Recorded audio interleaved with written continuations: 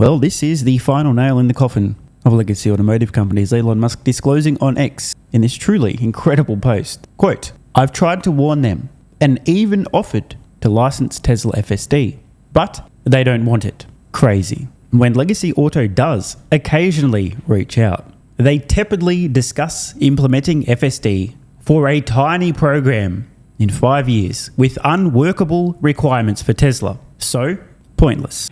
With a few dinosaur emojis for good measure. Now, I knew legacy automotive manufacturers were extremely dumb. Watching how slowly they reacted to Tesla forcing the industry towards electric vehicles. So many examples of absolute brain damage among leaders, using the term loosely, of automotive companies. Whether they're claiming consumers don't want electric vehicles, whether they think 15 years from now it's going to be an even split between hybrid, electric, hydrogen and internal combustion engine vehicles, or whether massively scaling back their electric vehicle plans in the last year or two, despite the world's best-selling vehicle for 3 years in a row being electric. But this takes the cake. I really, truly, honestly did not believe they were this dumb.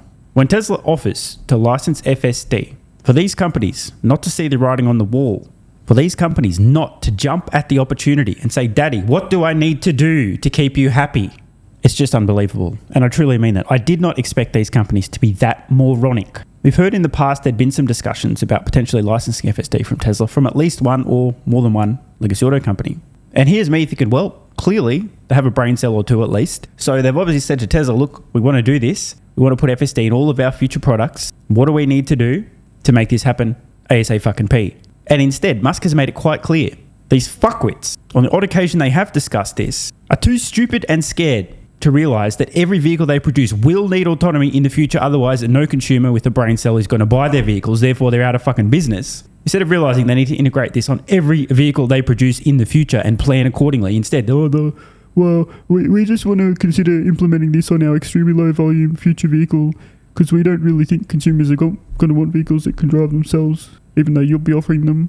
And worse than that, that wasn't dumb enough. They're making it impossible for Tesla to help them with unworkable requirements. Brother, how stupid can these people be? I truly cannot believe how fucking dumb these people are. Musk has literally tried to help the whole industry survive. Hey guys, you can license FSD from us. And they're just making it hard for Tesla. Absolutely brain dead. This has caused a lot of discussion on X. First, let's hear from my traditional investor favourite, Gary Black, who wrote, "I've argued this for years. A legacy auto will allow its EVs to be charged at Tesla superchargers, but would never allow Tesla to take control of their full self-driving capabilities. EVs and unsupervised autonomy are table stakes for remaining in the automotive business." Now, on this point, absolutely agree. If you ain't producing autonomous electric vehicles in the future, you're not in business. He's nailed this particular point. He continues, however, every manufacturer will develop their own EV and autonomous capabilities. Yeah, just press the magic catch up to Tesla button, develop your own autonomous software, and off you go. If only it were that easy. Or maybe it is. Maybe I'm wrong. Maybe Gary and all these auto companies know about the magic catch up to Tesla button that I'm unaware of, and they will press it at some point, and then they'll develop their own autonomous software.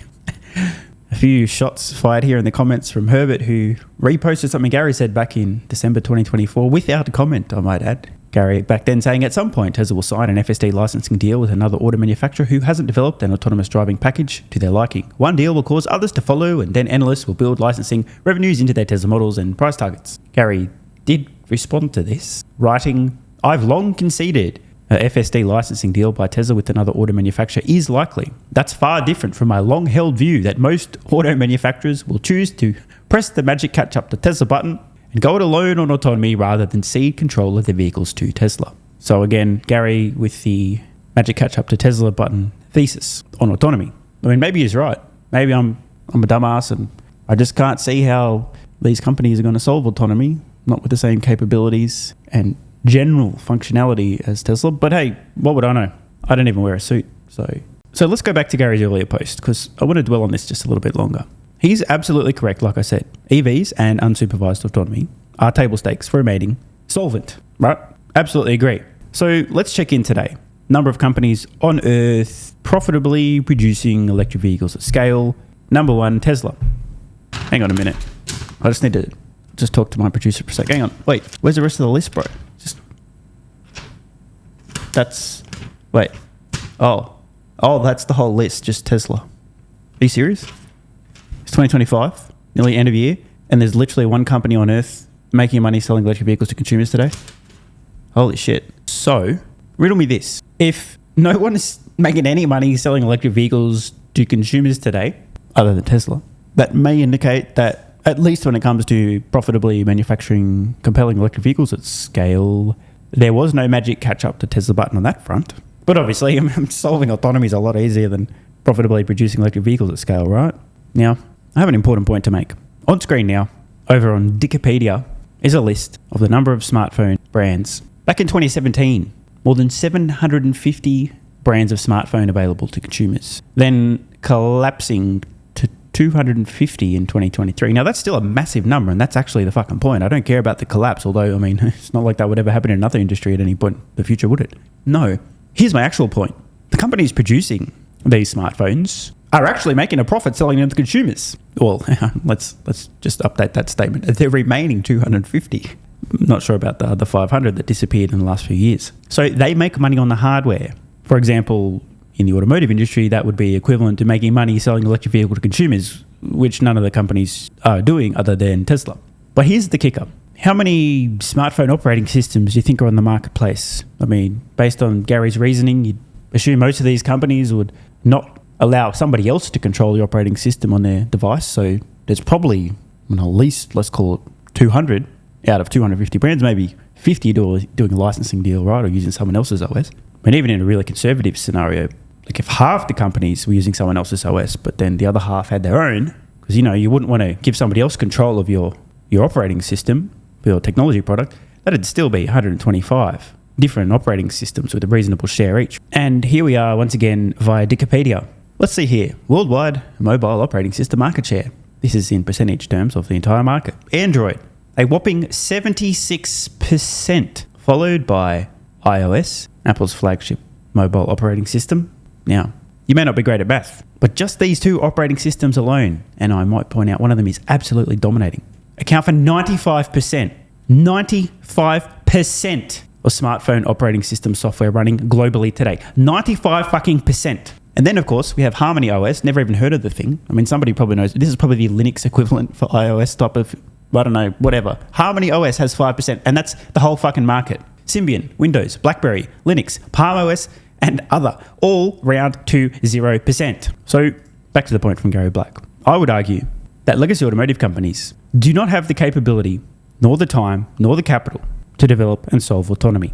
I conjecture that if these companies weren't completely fucking retarded, which clearly they are, they would have been lined up, knocking on Tesla's door, saying, please, let us license FSD, daddy.